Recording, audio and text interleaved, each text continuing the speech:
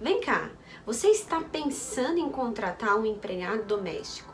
Ou você já contratou um empregado doméstico? Para você que está pensando ou já contratou um empregado doméstico, eu peço que fique nesse vídeo até o final. Porque você pode estar correndo nesse exato minuto um risco muito grande, que é o do duplo vínculo. Aí você deve estar pensando, Michele, mas o que seria duplo vínculo? Duplo vínculo nada mais é do que você ter um vínculo como empregador doméstico, que é aquele vínculo daquele cara que vem, cuida da sua casa, aquele empregado que lava a louça, que passa a roupa, como aquele vínculo de empregado urbano, no mesmo empregado. E se você deve estar pensando aí, impossível, o meu empregado doméstico faz 8 horas diárias e 44 horas semanais, porque eu não deixo de jeito nenhum fazer hora extra.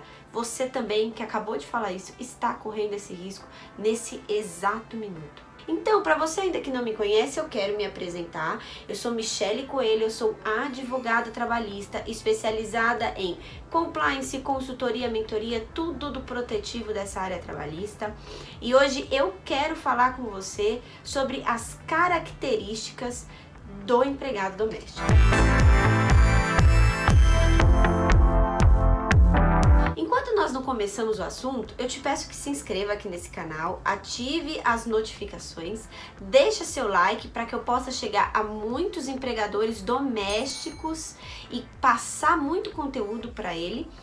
E também me deixa sua dúvida no comentário, caso você tenha alguma dúvida durante esse conteúdo. Vamos agora falar das características do empregado doméstico? Então eu quero que desde já você olhe para esse conteúdo com o olhar de que esse empregado, ele tem muito mais a ver com as características do que em si com a função, que é motorista, médico, babá, enfermeira. O empregado doméstico, ele precisa basicamente atender a 6 características. Para ele ser doméstico, primeiramente, ele precisa ser igual a você.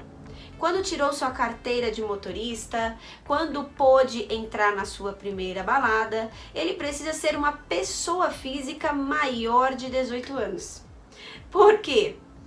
Porque ele precisa ser completamente maior. Quando eu penso que ele precisa ser completamente maior, diferente do que a Constituição Federal, que permite o empregado ser maior de 16 anos, eu me remeto muito à minha infância, que eu lembro quando a minha mãe, que sempre foi uma pessoa de querer ajudar, fazer o bem, uma vez ajudou uma amiga dela, que a filha estava precisando de emprego, e essa filha da amiga dela tinha entre 16 e 17 anos. E ela chamou essa filha para trabalhar, né, ajudar aqui nos afazeres aqui de casa.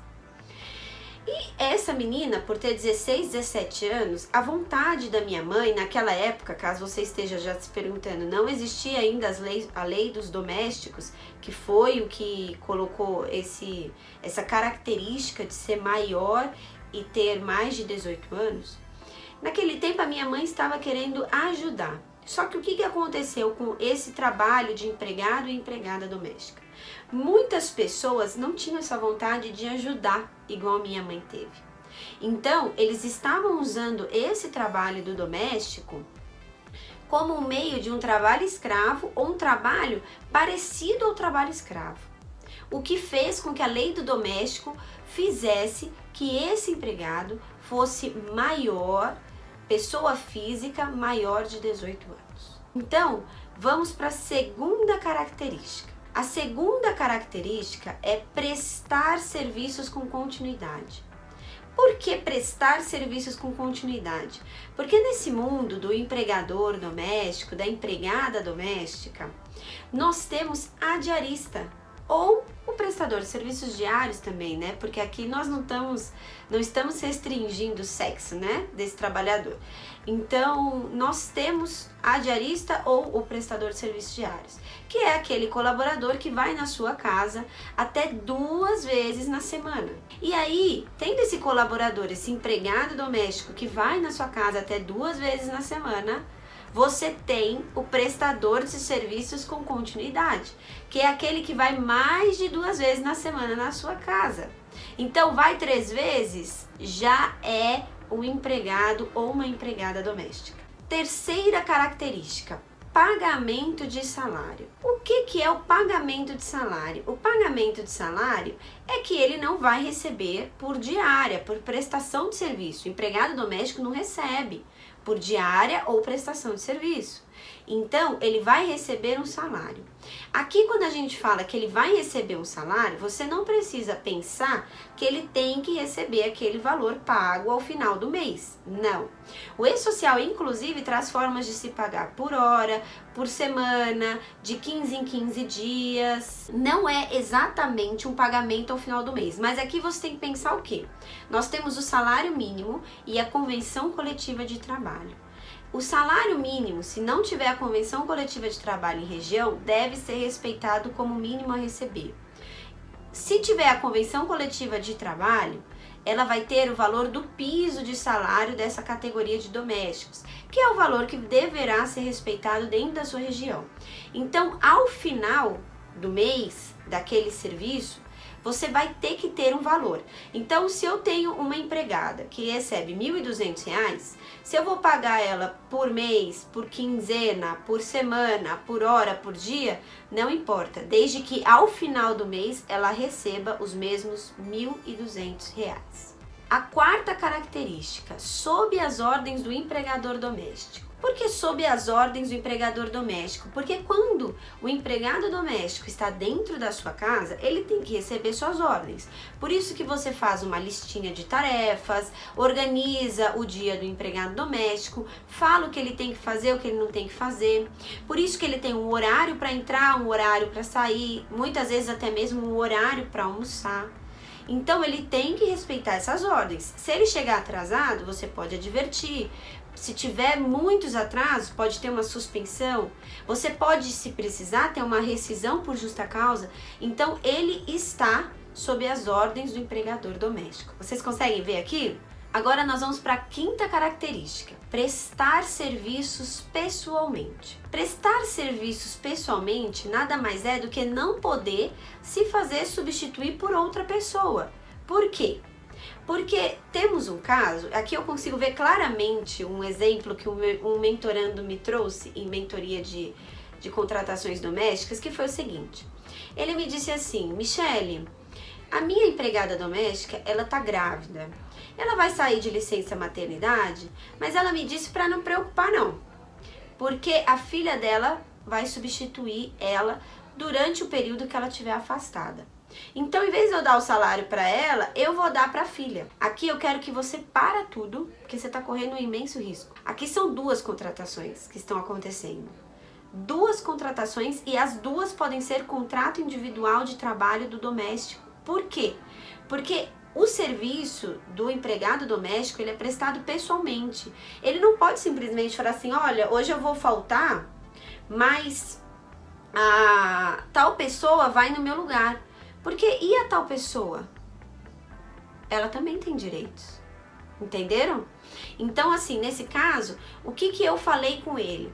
Eu falei assim: ó, a sua doméstica, a sua empregada doméstica, ela pode se afastar, tudo bem, não tem problema nenhum, ela vai receber maternidade, ela vai ter as estabilidades dela. Agora, a filha dela, ela precisa ter um contrato. Ou ela pode ser sua diarista, ou ela pode ser um contrato por prazo determinado, que vai terminar quando a mãe voltar, ela vai só cobrir a mãe. Ou ela pode ter um contrato individual de trabalho, caso quando a mãe voltar você queira continuar também com a filha.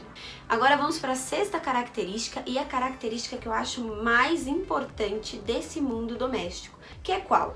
O doméstico, ele nada mais, nada menos, só pode prestar serviços em atividades sem fins lucrativos. Então, vamos voltar lá pro começo do vídeo, que eu falei pra você que você tava correndo risco. Pra você que tá pensando ou já contratou um empregado doméstico, eu peço que fique nesse vídeo até o final, porque você pode estar correndo nesse exato minuto um risco muito grande, que é o do duplo vínculo. A hora do risco é agora, por isso que eu te disse pra ficar até o final do vídeo. O que acontece?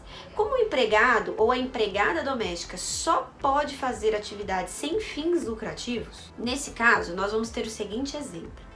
Eu tenho aqui a minha empregada doméstica que faz a faxina aqui na minha casa. E digamos que agora eu comecei a fazer bolo para vender.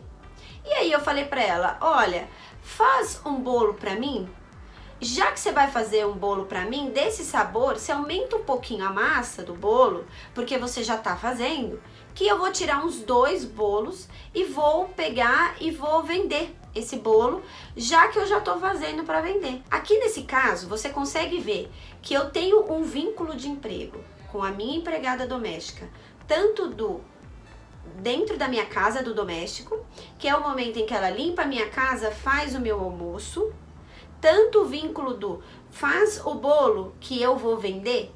Então aqui, o vínculo do arruma a minha casa, faz o bolo pra mim, pessoa física, sem fins lucrativos, que eu vou comer o bolo.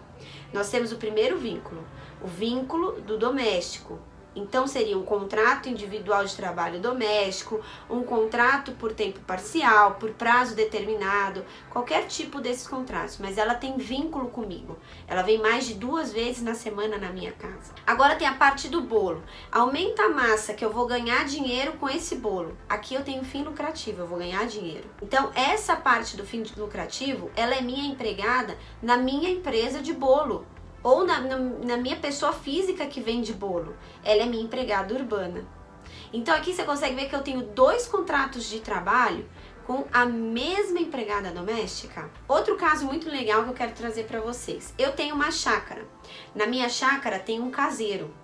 E lá o meu caseiro, ele tira leite para eu tomar e para a minha família tomar.